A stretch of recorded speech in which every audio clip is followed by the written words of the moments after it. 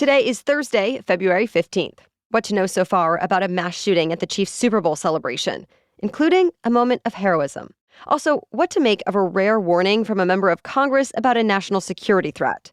Plus, the CDC says a small number of pregnant women and children received the wrong vaccines recently, why self-driving cars are being recalled, and which popular pop stars are deciding to start singing other kinds of music. Those stories and even more news to know next. Welcome to The Newsworthy. All the day's news in around 10 minutes. Fast, fair, fun, and on the go. I'm Erica Mandy. Thanks so much for being here. You ready? Let's do this. Well, a community that came together to celebrate a Super Bowl victory is now mourning a tragedy. There was a mass shooting at the end of the Chiefs championship parade in downtown Kansas City. A local DJ was killed, and nearly 30 other people were hurt. 21 with gunshot wounds, including children as young as 6. The Chiefs had just left the stage of the victory rally when the shooting happened, and all the players, coaches, staffers, and their families were safe. There were also hundreds of law enforcement officers in the area of the parade, and the Kansas City Police Department says they ran into the line of fire to take down the shooters while also helping people who got shot. They also apparently had some help from several brave Chiefs fans. Video posted online appears to show one of the suspected gunmen sprinting behind barriers toward a sea of fans. But instead of running away with the rest of the crowd, a few people leaped toward him and dragged him to the ground. Officers arrived just seconds later. Police say they have detained 3 people as part of this investigation. So far, though, they haven't announced any arrests or explained a motive. In response, the Kansas City Chiefs organization put out a statement to say it was saddened by the shooting, calling it a senseless act of violence. Quarterback Patrick Mahomes said he was praying for his city, and tight end Travis Kelce wrote on X that he was heartbroken over the shooting. Well, this week, a senior Republican lawmaker warned about a serious national security threat to the U.S. In an unusual statement, Congressman Mike Turner, who leads the House Intelligence Committee, said classified intelligence was made available to all members of Congress, and he asked President Biden to declassify the information so there can be an open discussion about how to respond. The New York Times cites officials who gave more detail, saying it has to do with a new space-based nuclear weapon Russia has designed to threaten America's extensive satellite network. If deployed, that kind of a weapon could apparently destroy civilian communications, surveillance from space, and military command and control operations by the U.S. and its allies. And one former official told the Times that right now, the U.S. does not have the ability to counter such a weapon and defend its satellites. All that said, some experts have told news outlets that even if there have been advances in the technology, Russia is not close to actually deploying it anytime soon. So it should not cause any immediate panic. Meanwhile, Congressman Turner's statement reportedly infuriated White House officials and some senators who worried about losing important sources of information on Russia. There's also some speculation Turner is making more of the intelligence to put pressure on some of his fellow Republicans to pass aid for Ukraine that could help counter threats from Russia. Remember, a foreign aid package passed the Senate, but it hasn't been put up to a vote in the House yet. And as always, it needs both chambers to sign off before assistance would actually be sent. Turner is meeting with the Biden administration today. Israel launched its heaviest attack on Lebanon since the start of the Gaza war. It's the latest escalation in back-and-forth violence that's been going on for months between Israel and Hezbollah fighters in Lebanon, who say they're supporting Hamas. Just yesterday, an attack launched from Lebanon into Israel struck an Israel military base. And in response, Israel says it carried out a widespread attack hitting Hezbollah infrastructure. At least 7 civilians were killed, too. Afterward, an Israeli military leader said strikes will keep intensifying.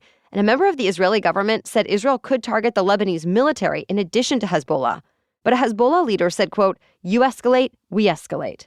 All the while, the U.S. and other Western allies say they're working to diffuse the cross-border tensions. To be continued.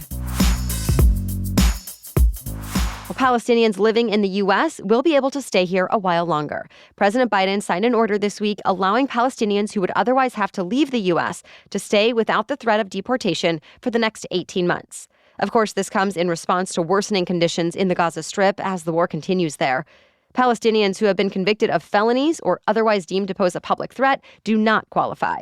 Those who voluntarily decide to return home would also lose any protection. Others are already included under the same policy for other reasons, like those from Liberia and Hong Kong. Both the East and West Coast could be in for more of the same serious weather conditions this week. For starters, in the Northeast, more snow could come on the heels of that last big winter storm. This latest one started up already in parts of the upper Midwest, and it's set to arrive in the Northeast by tonight before even more snow next week. Then there's the West Coast, which is preparing for another series of storms after record rainfall last week. The first storm started yesterday, with rain and snow stretching from Washington state down to San Francisco. A more powerful storm arrives Saturday, and that one is expected to extend to Southern California. Then the most powerful one is forecast for Sunday, and that one would deliver torrential rain, strong winds, major flooding, landslides, and rockfalls. Of course, it's too early to determine the exact impact, so meteorologists are just asking people to keep a close eye on the forecast over the next few days. All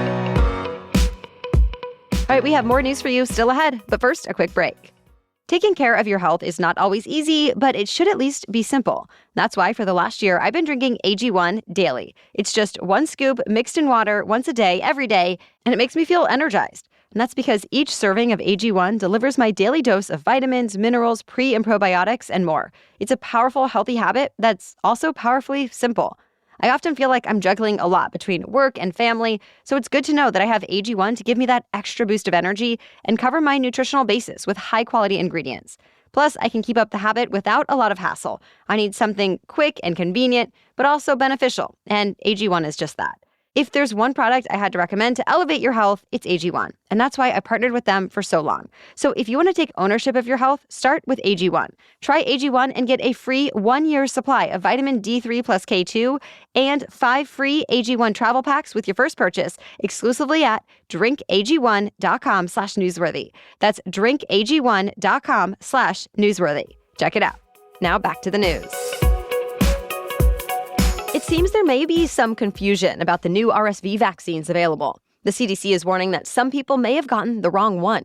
There have been 128 reports of pregnant women given the vaccine that was only meant for adults over 60, and 25 children under 2 years old got an RSV vaccine that is actually only approved for adults.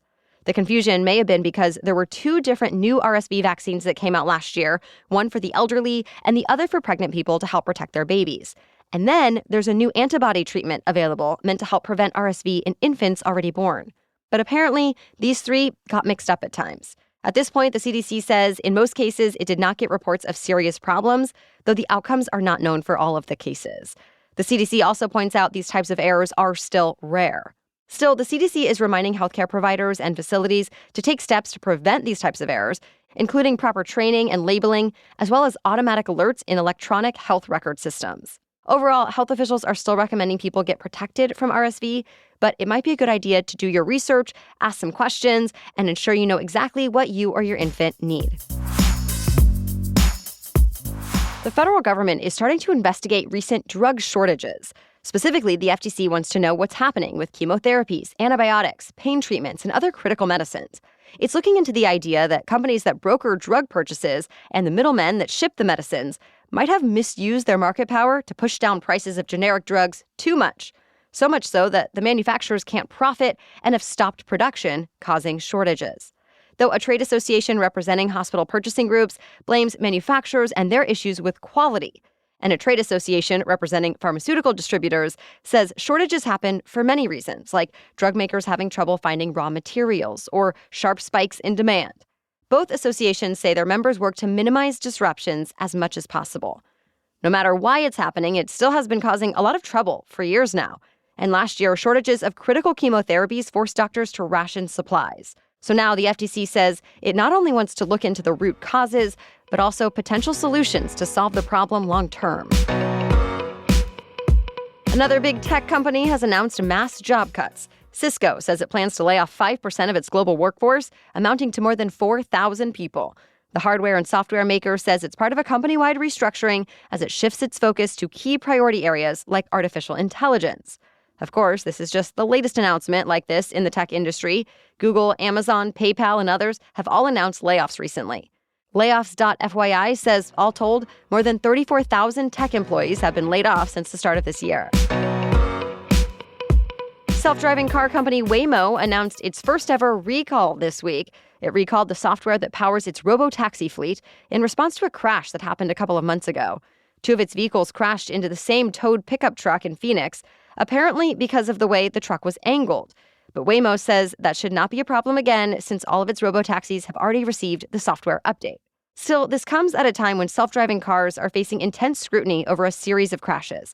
Just last week, another Waymo robotaxi struck a cyclist, and rival operator Cruise has suspended its operations as it deals with the fallout of a crash last October. The latest Deadpool movie has not even come out yet, and it's already breaking records. The first trailer for Deadpool and Wolverine debuted Sunday during the Super Bowl. And Disney says it did not take long for it to break the record for the most viewed movie trailer ever. In just 24 hours, it has amassed 365 million online views on top of everyone who saw it during the big game. And the views kept coming after that. The movie was already expected to bring the box office back to life, especially after strikes delayed production on big movies like it. And now, with this new record, interest seems to be higher than ever.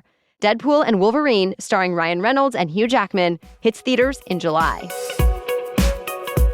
That's it for the main news today, so now it's time for Thing to Know Thursday. But first, support for this episode comes from ZocDoc. I recently saw someone posting online about how they fired their doctor, or in other words, stopped being a patient because they just didn't feel heard or cared about. And I can relate. I've done that before. And I think it's a good thing to do if it's not the right fit. Because when it comes to our health and the doctor we choose to trust, there are no compromises. We deserve to have a doctor we feel comfortable with, who listens and who prioritizes our health. And if you need help finding that type of doctor, check out ZocDoc. ZocDoc is a free app and website where you can search and compare highly rated in-network doctors near you and instantly book appointments with them online. And these docs all have verified reviews from real patients. Plus, you can filter specifically for ones who take your insurance, live near you, and treat the type of condition you need to discuss. It's where I go whenever I'm searching for a new doctor, and you should too. Go to ZocDoc.com/newsworthy and download the ZocDoc app for free. Then find and book a top-rated doctor today. That's ZocDoc, ZocDoc.com/newsworthy. ZocDoc.com/newsworthy. Now back to Thing to Know Thursday. Well, there's a new growing trend in the music industry, mainstream artists going country. Beyoncé is the latest big pop star to release new country songs, but she's not alone. Post Malone also made his debut on the country charts last year and confirmed a country record is coming. And Lana Del Rey says her upcoming album, Lasso, will feature some sounds of Nashville and the Deep South. Not all country fans seem too happy about this. In fact, one Oklahoma radio station got into some hot water this week for saying no to fan requests for Beyoncé's new song, Texas Hold'em. Eventually, they came around. That said, it's not totally unprecedented for established pop acts to dabble in country. Steven Tyler, Cyndi Lauper, Lady Gaga, and Darius Rucker have all taken southern detours as well. And of course, it goes the other way around all the time, like with Miley Cyrus and Taylor Swift. All right, thank you so much for listening today. We'll catch you up on more news to know tomorrow. Until then, have a great day.